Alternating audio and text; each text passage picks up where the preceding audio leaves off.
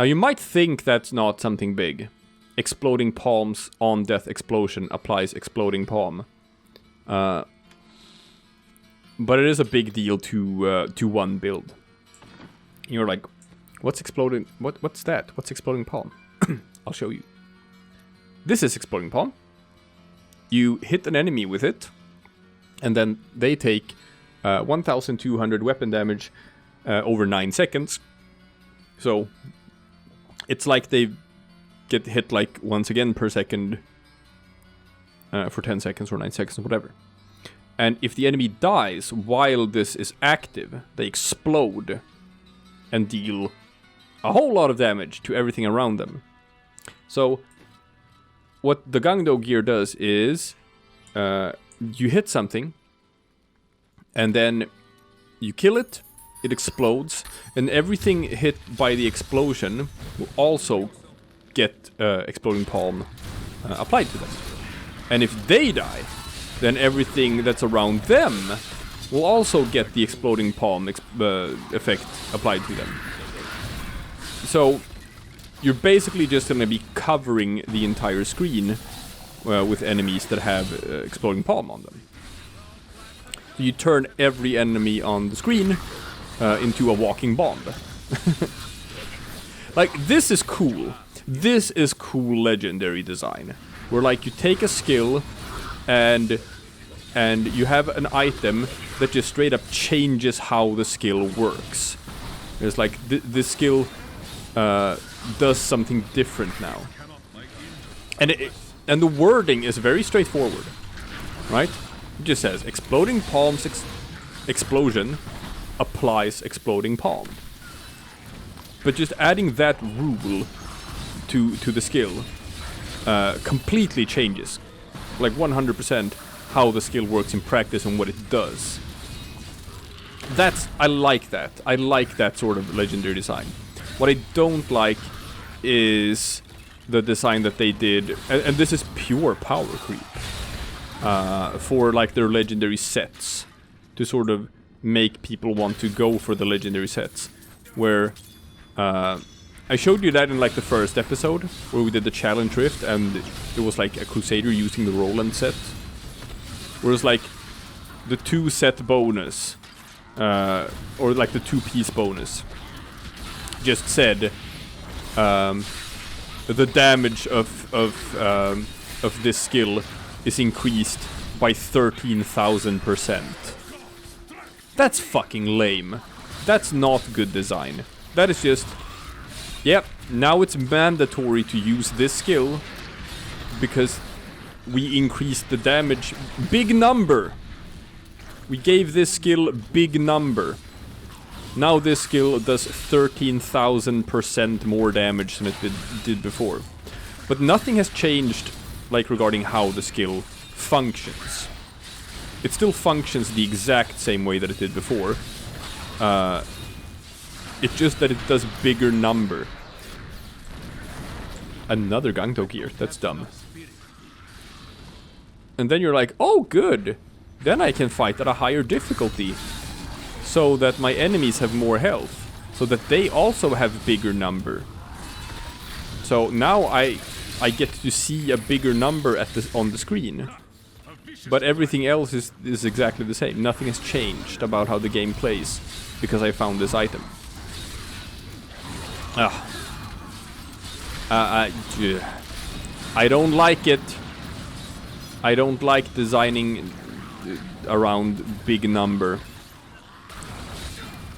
This is sorry, but I want my skills to do combo. I don't want my skills and items to have big number. No, they should do combo. There. It's settled. At least as far as Diablo is concerned. There we go. Nom, nom, nom, nom. Okay. And it's funny with, like, just... World of Warcraft had, like, the same sort of problem for a long time. And I guess it's very symptomatic of specifically MMOs to have this problem. So they've done you know, stat crunches, stuff like that. Where they're like, well, everything got stupid and you're seeing numbers in the billions on the screen. If I'm looking at the numbers on the screen now, it's like I can see the occasional 13,000, 20,000, stuff like that. But when the numbers get up to like the billions, it just becomes sort of meaningless, doesn't it? Ooh, 129,000, 2,000, 2,000, 2,000, 200,000. What did those numbers mean? I'm getting to see a big number on the screen, but what does it mean? So yeah, when the numbers are in the billions, they just become meaningless. So World of Warcraft did like stat crunch, where they're just like, we're just gonna divide all the numbers in the game by like 100. Don't worry, you won't notice any changes gameplay wise. You're gonna play exactly the same as before. It's just that we're just gonna remove some zeros from all the numbers. And you know, why were the numbers that big in the first place? They shouldn't be. Give me legendary items that change how the skill works. That's what I want. Don't give me legendary item that just makes me have a bigger number on the screen. Okay, now I've done that rant. Now we're through that. We got through it together. You and me. See, and this is cool. This is like something you have to play around. I don't know if you noticed, but I got pulled in there. So here you have like an enemy that... Okay, fine. I'll just trivialize it with this conduit. Just kill everything. There we go. Everything dies. But they had one skill that puts stuff on the ground that I have to evade. And it had another skill that sort of sucks me in with like a vortex. So I have to prepare for that. I can't avoid the vortex, it's gonna happen. So what I have to do is I have to make sure that my own mobility skills, my own teleport skills are not on cooldown, so I have them. So that and then I have to wait for the vortex to come, because I know it's gonna come. And then as soon as they pull me in, I use my own teleportation skill to pull myself back out again. That's fun. That's you know, using some tactics in an ARPG game. That's actually playing the game. More of that, please, Blizzard. More of that. And again, this falls into the whole design it like Dark Souls. I want my button inputs to be meaningful. I want to time my attacks with my enemy's attacks. Yeah. Okay, we're super close to 70 now. We're super close. We're definitely gonna hit level 70 before the Rift Guardian. Which is great. Oh, is that a blood thief? Wow. Oh man. I'm gonna do a thing here, because we're so close to level 70. I'm gonna kill this blood thief, and then I'm gonna wait until I'm level 70. Then I'm gonna gamble, and then I'm gonna come back and pick up the additional blood shards, because this guy's gonna drop more blood shards than I will be able to pick up.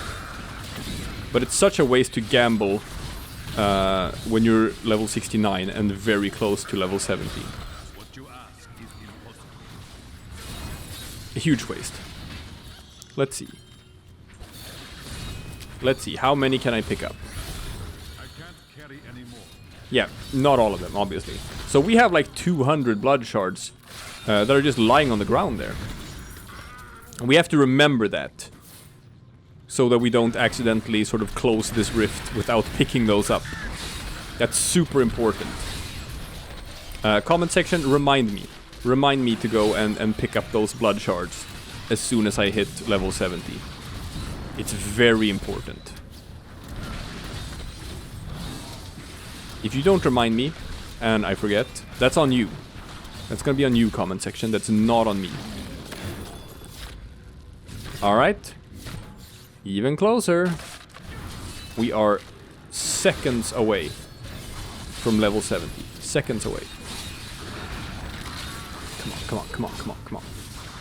Let's do this. I'm not gonna activate the shield pylon either, because that can be neato to have when we're gonna fight the Rift Guardian. Okay, this little clump of enemies here might do it. This might... Yep, there we go.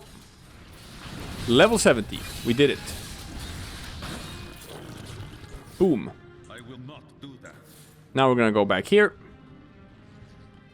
And I'm gonna take a little break in this rift to do some stuff. We're gonna do some stuff here. First of all, these items are like not level 70, so we're gonna scrap all of them. We hate them. Want nothing to do with them. Nothing. It's great. I guess we can identify these Gungdo gears. I'm only gonna keep like one of them. Maybe it's better than the other ones. Fire skills. Yeah, sure. Whatever. Just put that here for now. So, first things first. This weapon. Oh yeah, by the way. I got another one of these. I'm just gonna put it in harmony. Yeah. It did as well on our climb. But now there's more things the cube can do. Like you can put in legendary effects. You can reforge legendaries. If you got a bad roll, you can reforge it and get a better roll maybe. And you can upgrade rare items. That's very important. And we do have enough Death Breath to do it. Takes 25. So we're going to take our level 70 weapon, because it is a level 70 weapon. It's not a level 43 weapon. It's a level 70 weapon with reduced level requirement. And we're going to upgrade this into a level 70 legendary item. Boom! And we got balance. Jesus Christ. That's great. It's one of the items that were reworked to work with the new item set for Tempest Rush. Look at this. The damage of Tempest Rush is increased by 470%. And when your Tempest Rush hits 3 or fewer enemies, it gains 100% crit chance. So, here's what I talked about before about bad design. This thing, just straight up, bigger number. Your Tempest Rush now has bigger number. It used to have small number, now it has big number. And also, Tempest Rush used to be an AoE skill, where it's just you get... You clear trash mobs, you clear the weak enemies very easily, but it can't do anything against strong enemies. But now, if you only hit 3 or fewer enemies, that is like when you're fighting the Rift Guardian, well then it gains 100% crit chance. And my crit damage is like 87%, but like it could be as high as like 300%. So it's like you could do 3 times as much damage. So obviously, since we have the balance, we're gonna use it. So what I'm gonna do is I'm gonna swap things around. Cyclone Strike is now gonna be on my 1 button. On my right mouse button is gonna be Tempest Rush. And we're gonna use Tailwind to run faster. Boom. This is what this looks like. This is Tempest Rush. And I hit everything when I do it. Now oh yeah. Yeah. Shut up, Tyrael. And I also needed to gamble. What are we gambling for? We're gambling for chest armor. Ba-ba-ba-bam. Oh, look! A part of the new item set. Oh my god. We're gambling for pants. Ba-ba-ba-bam. Ba-ba-ba-bam. Bam. Ba-ba-ba-ba-bam. Okay, did not get any legendaries there. That's fine. Let's see. We're gonna find the best ones. Dex armor. Dex vitality, yes. Dex vitality and 2 sockets, yes. So I'm only looking at the ones that have dexterity, vitality, and 2 sockets. It's these ones. Crippling wave damage. Wave of the 100 fist damage. This one is straight up better. Plop! And then we're gonna salvage all the other ones. And that one. There we go. Gonna put in some diamonds in here. Now let's look at this. The new Tempest Rush set. Okay. If you have 2 pieces of the set, Sweeping Wind gains the effect of every rune. And movement speed is increased by 5% for each stack of Sweeping Wind. So you're gonna run super fast and your Sweeping Wind is gonna be bonkers. If you have 4 pieces of the set, attacking with Tempest Rush gives you 50% damage reduction and super increased spirit generation. So you can just Tempest Rush forever, and you're gonna have 50% damage reduction while doing it. And then finally, the 6-piece bonus. Hitting with Tempest Rush while Sweeping Wind is active increases the size of Sweeping Wind and also increases all damage dealt by 15,000%. I hate it. I genuinely hate it. Like, I hate this design. And this is the one I'm gonna run for this build. And it looks cool, I guess. Yes, it looks cool. But the reason why I hate it is like just... Well, I've explained why I hate it, but... this is the design now. So this is how they had to design this new set, because this is how all the other sets are designed. So if you wanted the set to be competitive with everything else that's in the game, you had to design it this way. But I genuinely hope that this is not the design philosophy in Diablo 4. I hope they don't make the game this way. So this is Tempest Rush. This is what the game used to be like. And you combine it with Sweeping Wind for the big AoE. And that's what I'm going to do too. The only reason I'm not doing it right now is because I need the damage reduction from the Cyclone Strike. But once I have more pieces of the set, I'm gonna get that damage reduction instead from just, you know, Sweeping Wind and Tempest Rush. But for now I need to have that damage reduction with the Cyclone Strike. Alright, let's look at the damage here. We're doing Cyclone Strike to give ourselves the damage reduction. And we're using the mantra. Let's see. Yeah. It's okay. It's okay. Currently, this build has problems. The problem being that it has 2 spenders right now. Right? A Cyclone Strike is my 1 spender. And this, Tempest Rush, is my 2nd spender. And having 2 spenders is usually not super viable. So I have to use the Cyclone Strike to give myself damage reduction. But in so doing, I don't have enough spirit to also deal damage with Tempest Rush. So we're gonna need to fix that. Okay. Well, we got through the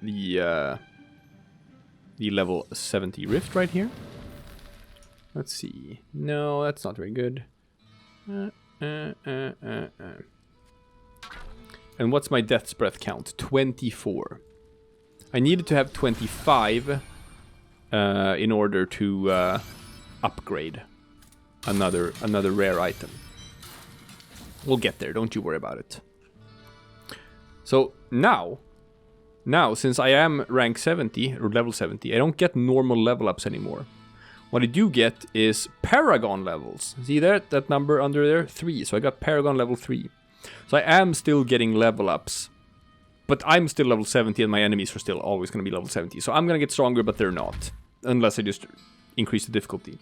And with my Paragon levels, I can put points into just other permanent upgrades. So like, I can increase my movement speed and my maximum spirit and my main stats. I can increase attack speed, cooldown reduction, crit chance, crit damage. Those are great. I can increase life, armor, all res, life regeneration, area damage, resource cost reduction, life per hit, gold, fine. It's great. So you need to be Paragon level 800 to sort of max out all of these trees. And from that point on, you can just put more points into your main stats, into dexterity and vitality. You can put points in those forever. And that's how that system works. So now we can gamble a little bit more. Let's gamble for some boots. Boots. Those are not the ones I want. Those are blackthorns. They're from the wrong set. But they're still a very big upgrade to the ones we're using. So I guess we keep on going with pants. Or maybe belt. Does this have a belt? Feet, legs, head, hands, torso, shoulders. No. This set does not have a belt. So we're gonna go with pants. Pants. We're gonna keep rolling and gambling for legendaries. So at this point that we hit rank 70, it's time to look at what we need to do to complete the first chapter of the seasonal journey. Because that's gonna give us an entire armor set. I have to complete 5 bounties. Kill Rakanoth, kill Izual. And if we're gonna do 5 bounties, we might as well see here for chapter 3. Open an Act 1 bounty cache. Open an Act 2 bounty cache. Act 3, Act 4, Act 5. So we might as well do all of those. And the reason why we're gonna do that is because how bounties work is you do not do bounties solo, because it's very inefficient. Because if you run in like a 4-man team, if one guy clears a bounty, that's gonna count for everyone. So you do bounties in public games because it cuts the time down to like a quarter of what it would otherwise take. So you start a bounty, you start a public game, and then one person does all the bounties in Act 1, one person does all the bounties in Act 2, one person does all the bounties in Act 3, one person does all the bounties in Act 4. And then, when everyone's done, the most common thing is that everyone participates and does Act 5 together. And you get all the bounty caches. You get a bunch of stuff that's gonna let you get more upgrades, materials, and whatnot. So what I'm gonna do is I'm gonna set it to like Torment 1. It's enough that you are on Torment difficulty to get like all the items you need. And then I'm just gonna do like a run of public bounties, and that's next up. That's the next step in this little journey we're on. That's gonna be completed actually pretty quickly at this point.